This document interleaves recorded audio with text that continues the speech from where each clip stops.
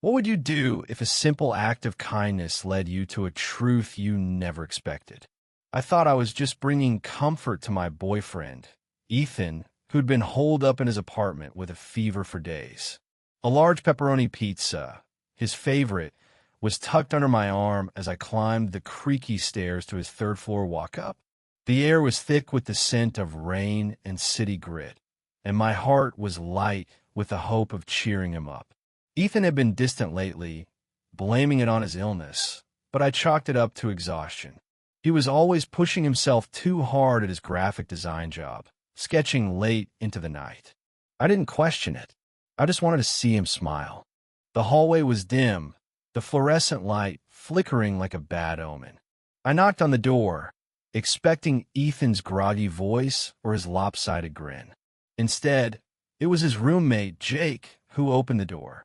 Jake was a wiry guy with a perpetual smirk, the kind of person who always seemed to know something you didn't.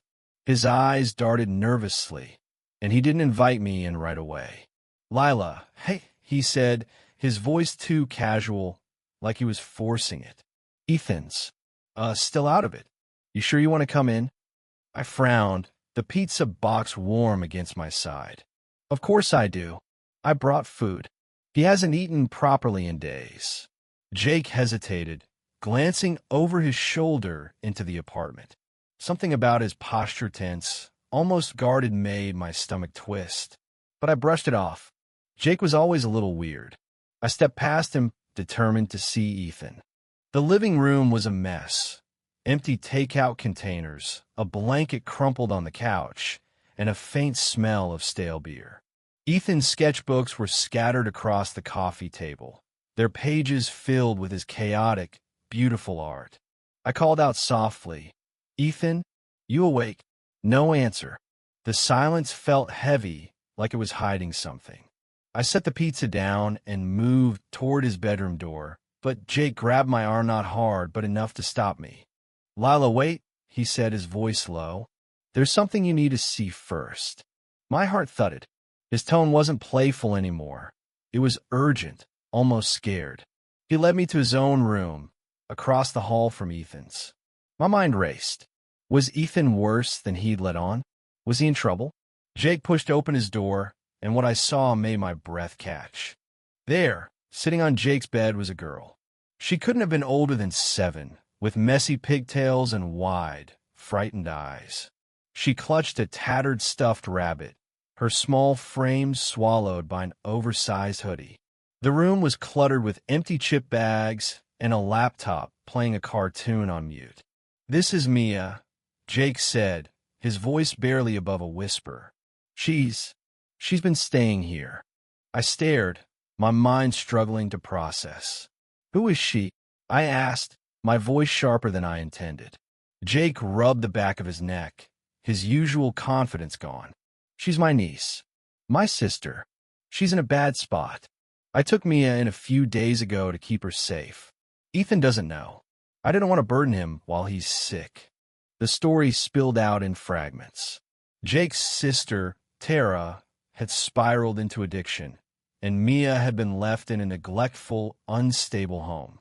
Jake had driven 3 hours to pick her up in the middle of the night, promising to keep her hidden until he could figure out a plan. "I didn't want anyone to know," he said, glancing at Mia, who was watching us with those big, unblinking eyes. "Not even Ethan. But you're here now, so, yeah." My heart softened for the girl, but a nagging unease lingered. Why hide this from Ethan? And why was Jake so jittery? I knelt beside Mia, offering a gentle smile. "Hey, Mia. I'm Lila. That's a cool bunny you've got there." She hugged the rabbit tighter, her voice a whisper. "His name's Mr. Flops." Her smallness, her vulnerability, hit me like a wave. I wanted to protect her, but something felt off. I stood, turning to Jake. "I'm going to check on Ethan now." He nodded, but his eyes flickered with that same nervous energy. I crossed the hall and pushed open Ethan's door, expecting to find him buried under blankets, maybe snoring through his fever. Instead, his bed was empty. The sheets were neat, untouched. My pulse quickened. I called his name again, louder this time, but the apartment swallowed the sound.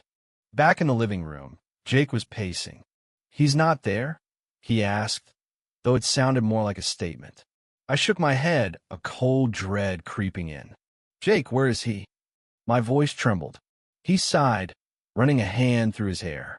"Lila, I didn't want to tell you like this. Ethan's not sick. He hasn't been here in days." The words hit like a punch. "What do you mean, not here?" I demanded. Jake hesitated, then gestured toward the coffee table, where Ethan's sketchbooks lay. "Look at those." "Really, look." I grabbed one, flipping through the pages. The drawings were darker than usual, jagged lines, shadowed figures, a woman's face I didn't recognize. And then, tucked between the pages, I found a note in Ethan's handwriting. "I'm sorry, Lila. I had to go. Don't look for me." My knees buckled. I sank onto the couch, the note trembling in my hands. Ethan was gone. Not sick, not overworked, just gone. The pizza box sat untouched, a cruel reminder of my naivety. "Why didn't you tell me?" I whispered, tears stinging my eyes. Jake knelt beside me, his voice soft. "I wanted to, but he made me promise. He said he needed space, that he was dealing with something big. I thought he'd come back." The room spun. Ethan, my Ethan, who'd kissed me good night a week ago, who'd promised we'd plan a trip together, had vanished without a word. And yet, as the shock settled, my gaze drifted to Mia, still sitting quietly in Jake's room, clutching Mr. Flops. Her presence was a twist I hadn't seen Kaminga child caught in a storm of adult mistakes. Her innocence a stark contrast to the betrayal I felt. I couldn't help but wonder, was Ethan's disappearance tied to her, to Jake's secrets, or to something darker? I took a deep breath, steadying myself. "Jake," I said, my voice firm despite the ache in my chest. "We need to figure out what's going on. For Mia's sake, if nothing else." He nodded, relief flashing in his eyes. I didn't trust him fully, but Mia's quiet courage gave me a reason to stay. I couldn't fix Ethan's absence, but I could help this little girl, who'd already lost so much. Over the next few hours, Jake and I pieced together a plan.